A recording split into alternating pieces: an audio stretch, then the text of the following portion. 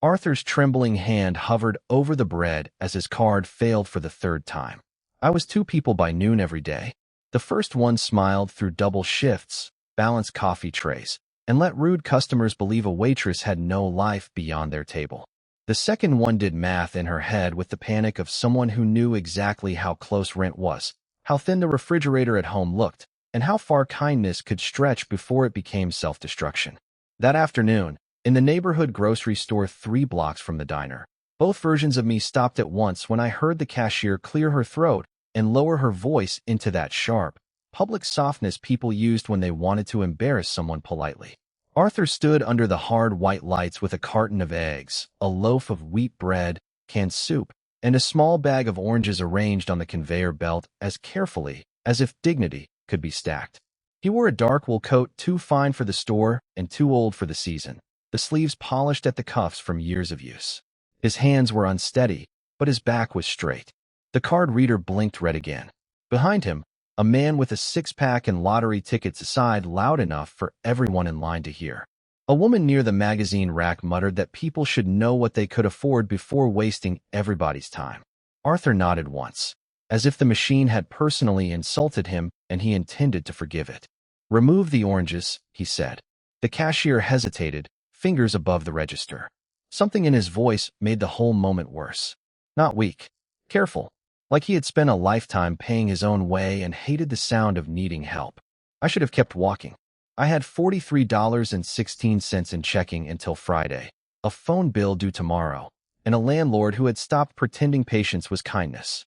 But there are moments when another person's humiliation feels louder than your own fear. I stepped out of line, took the basket divider from my hand, and set it aside. "I've got it," I said. Arthur turned toward me slowly. His eyes were pale, sharp, and startled, as if I had broken some rule he trusted the world to obey. "You don't need to do that." "I know." I pulled out my debit card before my good sense could stop me. "I'm doing it anyway." The cashier looked relieved. The man behind Arthur rolled his eyes. The woman by the magazines went quiet when I glanced at her. My card slid through the machine, and for one ugly second I thought it might fail too. Then the screen flashed approved. The receipt printed with a dry little rattle that sounded much louder than it should have. Arthur looked at the bags, then at me, like he was trying to memorize my face for a reason neither of us understood yet. Up close, he didn't smell like age or medicine. He smelled faintly of cedar and starch, like old money that had outlived the need to announce itself. "Why?" he asked. No one had ever asked me that like it mattered. Because I knew what public shame felt like. Because I had watched my mother choose between gas and groceries when I was 12. Because hunger was cruel, but being looked at while hungry was worse. Because some losses happened in dollars, and some happened somewhere deeper. Because today it was me who could help, I said. His jaw tightened. Not with pride exactly. With emotion restrained so hard it almost looked like pain. He reached into his coat pocket, and I braced for cash, a business card, some formal refusal to let the kindness stand. Instead, he took out a folded handkerchief and wrapped it around the oranges before placing them gently into the bag, as if he had to do one small thing for himself. Then he faced me again. "What is your name?" "Evelyn Carter." The fluorescent lights above register 3 buzzed like tired insects, bleaching the checkout lane in a hard white glow that made every face look poorer than it was. A cartwheel clicked somewhere behind them. One of the supermarket staff kept pretending to straighten a display of canned soup while watching too closely. In that small pocket of stillness, the old man held the paper bag with the wrapped oranges as if it had suddenly become heavier than groceries. Arthur Vescary did not answer right away. He studied Evelyn Carter with a gravity that did not belong to a chance meeting between a waitress and a stranger at the end of a long day. Her coat sleeves were worn at the cuffs. Her shoes had the dull shine of leather cleaned too many times because replacing them was not an option. She stood with that familiar posture of the overworked, back straight from pride, shoulders tired from necessity. There was no calculation in her face, no nervous smile waiting for reward, no glance at the door to see who might have witnessed her good deed. "Evelyn Carter," Arthur Vescary repeated, carefully, as if committing the name to memory could prevent some future mistake. Then he asked the question that changed the air. "Where do you work?" The words landed softly, but they made her hesitate. Not out of fear exactly. Out of instinct. People with money often asked questions as if information itself were a form of ownership, and she had spent enough years learning how quickly kindness could become scrutiny. Still, there was something in Arthur Vescary's eyes that did not feel invasive. It felt urgent, older than pride, older than habit. At Marlowe's diner, 6 blocks east, she said. Mostly night shifts. Arthur Vescary gave one slow nod. Not casual. Final. The room seemed to narrow. Behind the candy racks near the front windows, a tall man in a charcoal overcoat had gone still. He had entered quietly enough to pass for another customer waiting out the cold, but stillness like that never belonged to ordinary men. One hand rested near his pocket, not anxious, not uncertain, prepared. His gaze had been on Arthur Vescary from the moment the old man reached the register. It moved only once, and when it did, it fixed on Evelyn Carter with the hard, measuring calm of someone rearranging the future in real time. She did not know him. Arthur Vescary did. A flicker crossed the old man's face, gone in less than a second, but sharp enough to reveal history beneath age. Not fear for himself. Concern for her. Go home carefully tonight, Arthur Vescary said. It was not a suggestion. One of the supermarket staff finally approached with a forced smile and a receipt no one had asked for, trying to smooth over the awkwardness with store-trained cheer. Arthur Vescary accepted nothing. His attention stayed on Evelyn Carter, and for the first time she sensed that her simple act had stepped into something far larger than embarrassment at a grocery line. Then the overcoat moved. Leather shoes against tile. Slow. Precise. No wasted motion. The store fell quiet in the strange way public places do when danger has not announced itself, but everyone feels it arriving. Even the automatic doors at the entrance seemed louder when they opened and shut behind a customer leaving with 2 sacks of milk. Arthur Vescary's hand tightened around the bag. The man stopped beside him and spoke in a low voice meant for one person, but silence carried it farther. You gave your name too easily. Evelyn Carter looked up, pulse catching. The stranger's face was striking in the severe way old money and harder violence sometimes met. Dark suit beneath the coat. No visible weapon. No need to prove one existed. He was younger than the authority in him suggested, maybe early 30s, but the weight around him felt older, colder, inherited and sharpened. Arthur Vescary answered before she could. She earned the right to be known. Cold air slid in each time the grocery store doors opened, and with it came a pressure I felt in my throat before I understood it. Arthur Vescary had just spoken for me, calm as prayer, while the man in the black coat stood a few feet away with the kind of stillness that made every sound around him seem disrespectful. The checkout lane, the humming freezer cases, the crinkled paper bags in my arms. Everything suddenly felt too ordinary for whatever had just stepped into it. I looked at Arthur Vescary first, because he was the only solid thing in that moment. He did not seem afraid.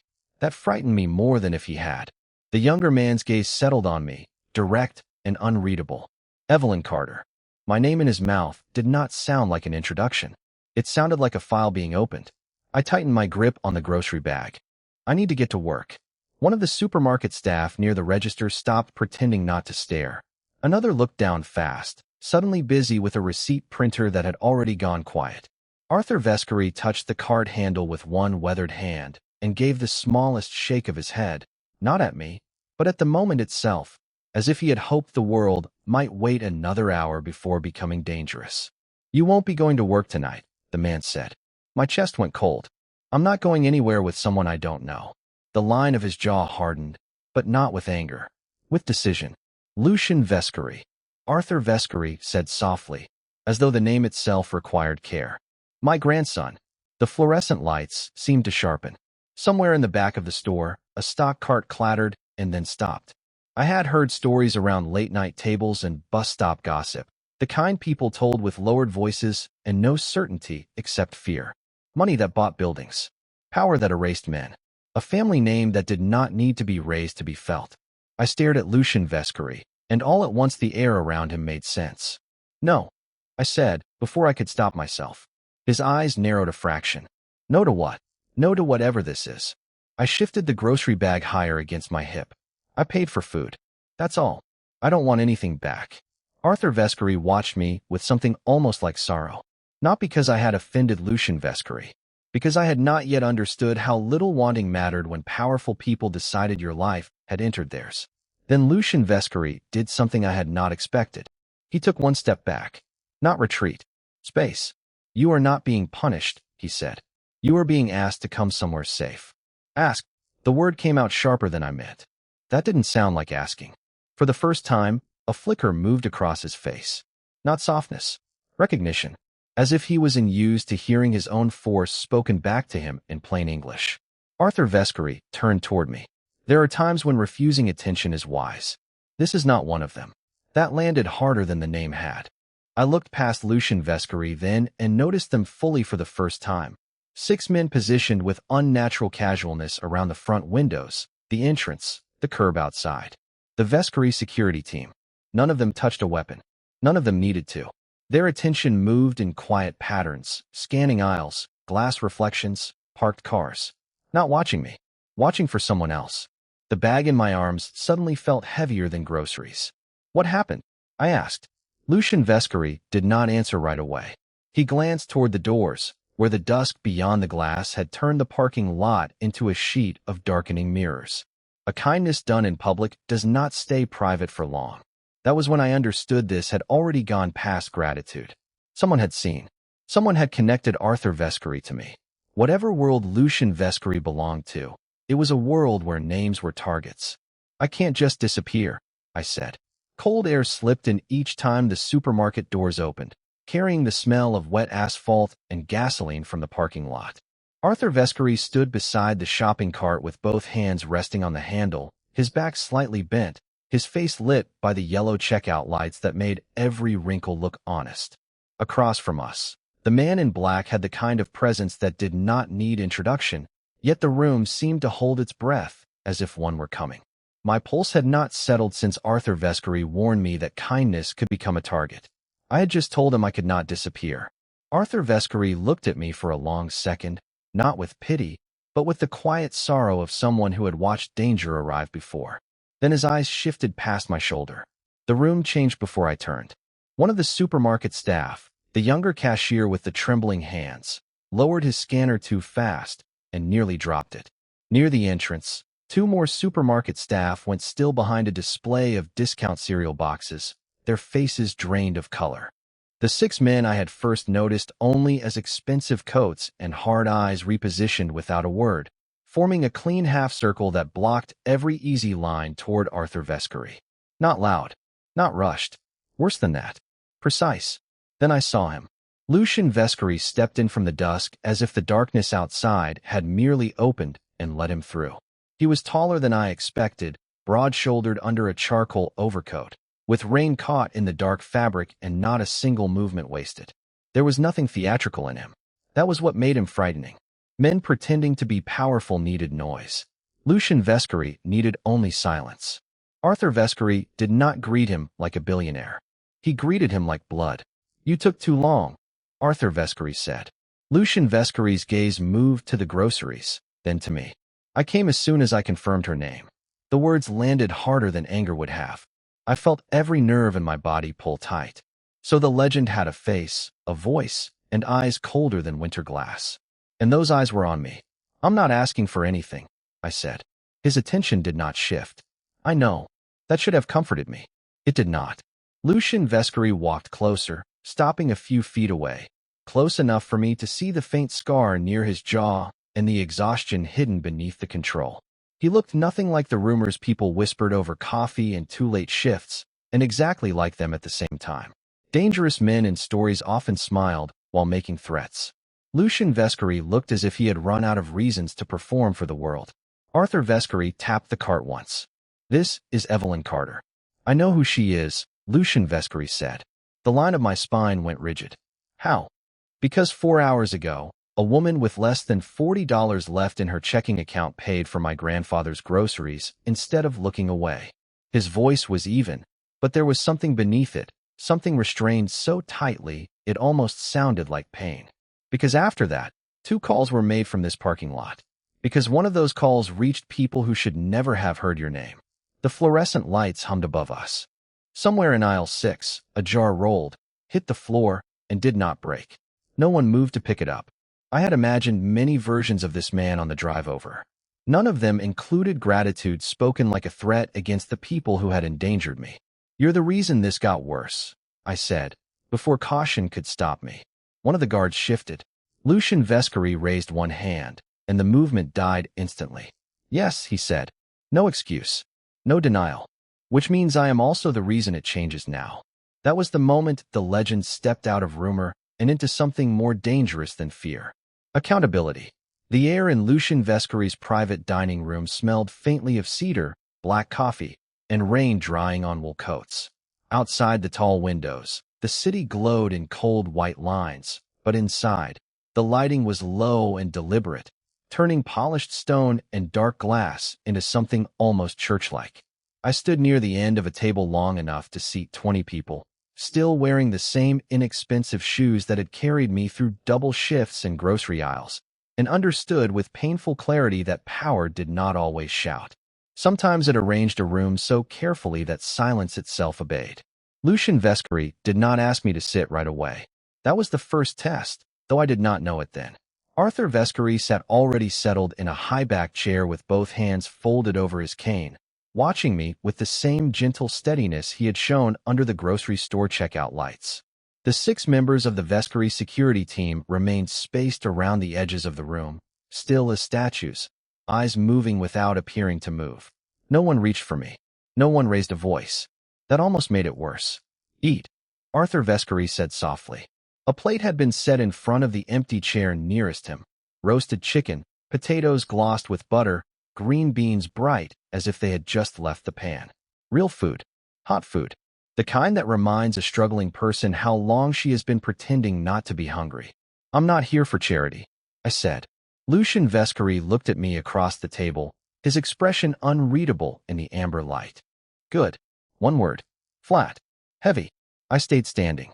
Arthur Vescari sighed through his nose, almost amused. "Then don't insult my table by treating dinner like a bribe." That made me look at him, and that was the second test. Not the meal. The choice. Whether I would understand the difference between being bought and being welcomed. So I sat. Silverware clicked once in the silence. The sound seemed too small for a room built by men who solved problems in blood and contracts. I took one bite, then another, because my body betrayed me before pride could keep up. Lucian Vescari watched everything and commented on nothing. That, too, felt intentional. He was measuring what I did when no one forced me. Whether I reached greedily, whether I trembled, whether I performed gratitude. I did none of those things. I just ate carefully and kept my spine straight. Arthur Vescari smiled first. Lucian Vescari noticed. Then the real protection began. A black folder slid across the table from Lucian Vescari's hand and stopped inches from my plate. The paper inside was cream-colored, thick, expensive. I did not touch it yet. I could feel the trap before I saw the shape of it. "You will not go back to your apartment tonight," Lucian Vescari said. The room went still in a new way. "I wasn't asking permission," I said. His eyes lifted fully to mine, colder now, but not offended. Almost assessing. "That building is no longer secure. I've lived there 3 years. And now people know your face." Arthur Vescari's fingers tightened around the curved handle of his cane. That tiny movement told me more than any explanation could have. Whatever storm I had stepped into by helping him had not ended at gratitude. It had widened. I opened the folder. Inside was a temporary housing agreement for a protected guest suite in a Vescari-owned building downtown. A phone with only 3 numbers programmed into it, and a cashier's check large enough to erase every unpaid bill that had followed me like a shadow for the last 2 years. Rent, utilities, medical debt from my mother's final hospital stay. Every line of pressure in my life, stacked in one neat financial gesture. My stomach turned. There it was. The velvet version of a cage. Arthur Vescari's voice was quiet. He thinks safety can be made simple. Lucian Vescari did not deny that either. Safety requires control. And what does that require from me? I asked. The question landed between us and stayed there, heavier than the crystal glass on the table, heavier than the skyline pressing against the windows. For one long second, the room held only the hush of conditioned air and the distant hum of the city far below. Lucian Vescari watched me the way men like him watch doors, exits, threats. Not people. Arthur Vescari sat in the spill of amber light with his hands folded over the head of his cane, his face lined not with fear, but with old disappointment. Then Arthur Vescary answered before Lucian Vescary could. It should require nothing from you that costs your dignity. The words cut clean. Lucian Vescary's jaw tightened, not in anger, but in recognition. He had built his life on leverage, on anticipating weakness before it formed, on making the world obey before it could strike first. I understood, all at once, that he did not hear his offer as a trap. He heard it as shelter. That made it more dangerous, not less. I'm not for sale, I said. I know, Lucian Vescary replied. Do you? His gaze did not break.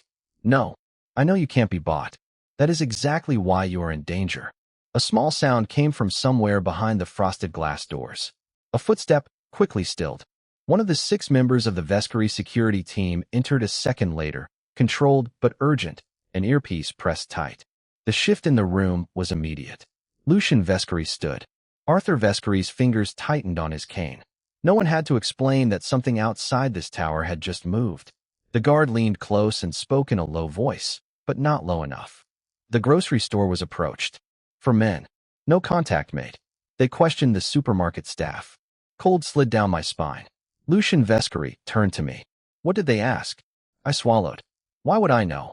Because men hunting pressure points ask predictable questions. Arthur Vescary's expression hardened. Say it plainly. The guard did. They asked who paid for Arthur Vescary's groceries. They asked for her schedule. They asked whether she walked home alone. The room went silent. Every cheap fluorescent light in that neighborhood store flashed through my mind at once. The register I leaned on during double shifts. The tired floor tiles.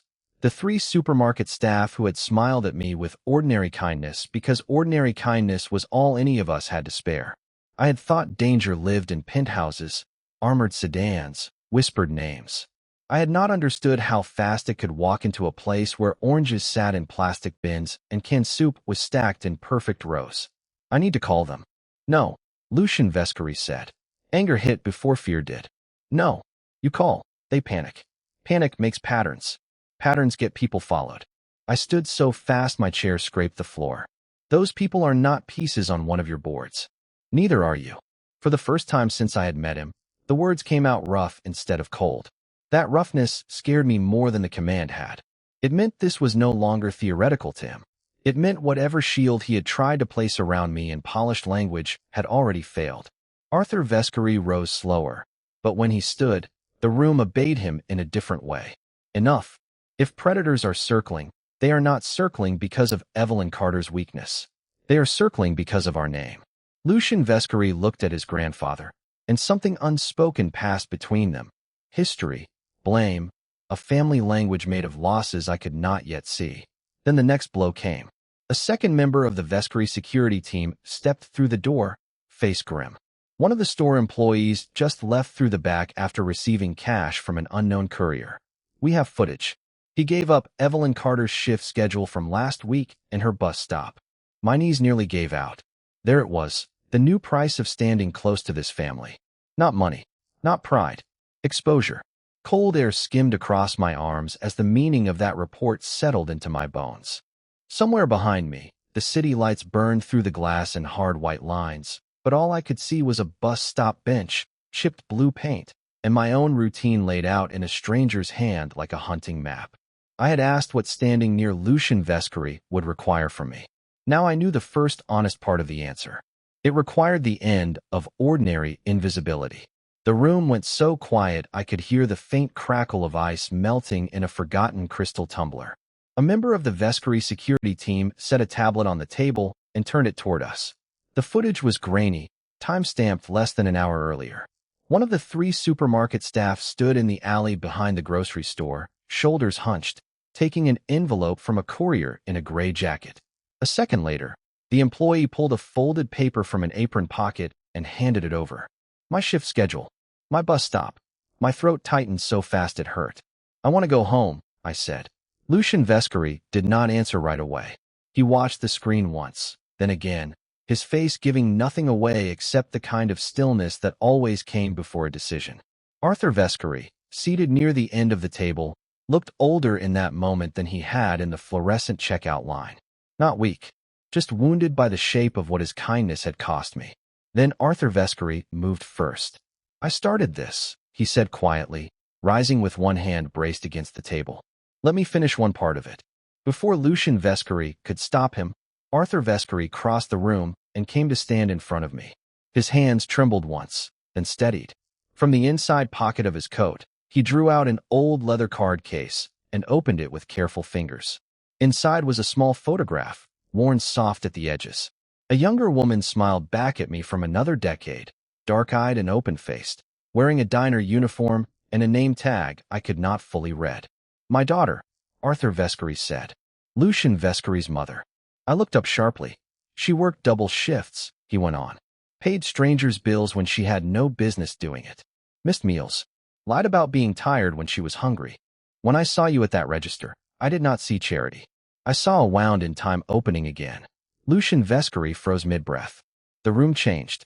Until that moment, I had been the woman he had to secure, relocate, contain. A liability made dangerous by proximity. But Arthur Vescari had just placed me inside the one grief Lucian Vescari did not let anyone touch. Not as a replacement. Not as a fantasy. As a reminder of the one kind of goodness his world had failed to protect once already. Arthur Vescari turned to his grandson. If enemies are moving because of me, then do not hide behind procedure. Stand where your name has weight. Lucian Vescari's jaw tightened. For the first time since I had entered that penthouse, I saw conflict cut through his control cleanly enough to be visible. He did not like being commanded. He liked even less being morally cornered by the only man in the room he would never overrule lightly. I stood before he could decide for me. No, I said. No hotel. No secret apartment. No disappearing me like I'm evidence in a locked drawer. One of the 6 guards shifted near the door. The air sharpened. If they bought my schedule, I continued, forcing my voice not to shake, then they think I'll run frightened and alone. I won't hand them that version of me. Lucian Vescari's eyes lifted to mine, cold and unreadable. You don't understand what they do, he said. Then stop arranging me. I shot back. And tell me. That landed harder than shouting would have. The silence after my words felt more dangerous than the gunmetal weight I had started to recognize in this house. Lamplight cut across Lucian Vescari's desk in hard gold bars, catching the edge of the locked drawer where my printed schedule had been hidden like evidence in a trial I had never agreed to stand in. Behind me, one of the 6 guards shifted his stance by the door, leather creaking softly, hand near his jacket. No one interrupted. No one softened it. Then Lucian Vescari finally did what power rarely does. He told me the truth. Not all of it at first. Just enough to drain the warmth from my skin. The 4 rival operatives had not only bought my work schedule, they had tracked Arthur Vescari's medications, his weekly grocery route, the exact register lane where I had first stepped in with my debit card and paid a stranger's bill. They believed I was the weak seam in Lucian Vescari's life now, the point where pressure could become leverage. If they could not get to him through ledgers, ports, or money, they would get to him through mercy. Through me. Through Arthur Vescari. You wanted me to stop arranging you, Lucian Vescari said, his voice flat as stone. Fine. They are not trying to frighten you. They are trying to make me choose what I will protect first. Cold traveled down my spine in one clean line. Arthur Vescari, seated in the wingback chair near the fireplace, looked older in that moment than I had ever seen him. Not weak. Never that. But furious in the quiet way old men become when they realize violence has reached their doorstep again. His hand tightened on the silver head of his cane. This is my fault, he said. I went where I pleased. I let kindness touch this family, and now filth has noticed. No, I said, before Lucian Vescari could answer. Their cruelty belongs to them. Arthur Vescari turned his face toward me, and the grief in his eyes was worse than fear. The room went still. That should have been the end of it. The confession, the strategy, the walls closing tighter. Instead, everything changed because Arthur Vescari made a choice no one there had prepared for. With a slow, deliberate movement, he reached inside his coat and placed a small brass key on Lucian Vescari's desk. I heard it strike the wood. A tiny sound. A catastrophic one. Lucian Vescari's expression shifted for the first time since I had known him. Not shock exactly. Something deeper. Something old. Arthur Vescari looked at neither guard, neither weapon, neither locked door. He looked only at me, then at his grandson. Open the box in the chapel vault, he said. Tonight. Every muscle in Lucien Vescary's body went rigid. "No, you are out of time," Arthur Vescary replied. I understood almost nothing, but I understood enough to feel history enter the room. Lucien Vescary stared at the key as if it had been forged from memory itself. When he spoke again, his voice had roughened. "If that box is opened, there is no putting any of it back." Arthur Vescary gave a dry, weary nod. Exactly. Rain had started outside, hard against the tall windows, each strike sharp as thrown gravel. The house no longer felt like a refuge. It felt like the last quiet place before a verdict. I should have stayed silent. Instead, I stepped closer to the desk. "What is in the box?" Lucien Vescary did not answer me. Arthur Vescary did. "Proof," he said. "The kind that can bury enemies and stain blood forever." The guards were moving before I even processed the sentence. 2 to the windows, 1 to the hall, another to the side entrance downstairs, his voice cutting into an earpiece. The danger had changed shape. This was no longer about hiding me or relocating Arthur Vescary. This was about whether the Vescary name would survive what truth was about to cost. Then the first shot broke the glass. Not here. Downstairs. A crack. A shout. Running feet. The house exploded into motion. The first shot downstairs shattered more than glass. It shattered the last illusion that this night was still about survival. I felt it as Lucien Vescary moved in front of me, one arm cutting me back, the other already drawing steel and command out of the air around him. The study door burst open. One of the 6 guards staggered in, blood dark across his sleeve, breath ragged as he said the side entrance had been breached. Somewhere below us, would split, men shouted, and the house that had seemed built from silence and money now sounded like an animal under attack. But the strangest thing was Arthur Vescary. He did not panic. At 78, with silver hair catching the hard lamplight, he rose from his chair with more steadiness than anyone else in the room. His face had gone pale, but his eyes had not. He looked first at Lucien, then at me, and in that brief, terrible stillness I understood something no one had said aloud until now. The attack was not only for power. It was for leverage. For proof that Lucien had something in this world he would choose over strategy. And that something had become me. "Take her out now," Lucien said. "No," I heard myself say. He turned so sharply the air between us seemed to crack. I should have been afraid of him then. Maybe I was. But fear had changed shape too. All night, men had bled, lied, and fired weapons over a debt born in a grocery line. And every decision had been made around me as if kindness were a thing to be guarded, hidden, relocated, contained. I was done being moved like fragile cargo. Arthur saw it before Lucien did. "There's a service corridor behind the pantry," Arthur said, voice low and precise. "It connects to the old receiving entrance. They won't know the latch sticks unless you lift before you pull." One of the guards stared at him. Lucien did not. "You never told me that," Lucien said. Arthur gave him a look heavy with old history. "You never asked about the parts of this house built before your anger." The room went silent for half a heartbeat. Then Lucien made his choice. 2 guards stayed with the hall. 2 went downstairs. 1 moved to the window. The wounded one straightened and took position anyway. Lucien grabbed my hand. But this time I pulled Arthur with my other one. "We moved together," I said. That was the only order he did not fight me on.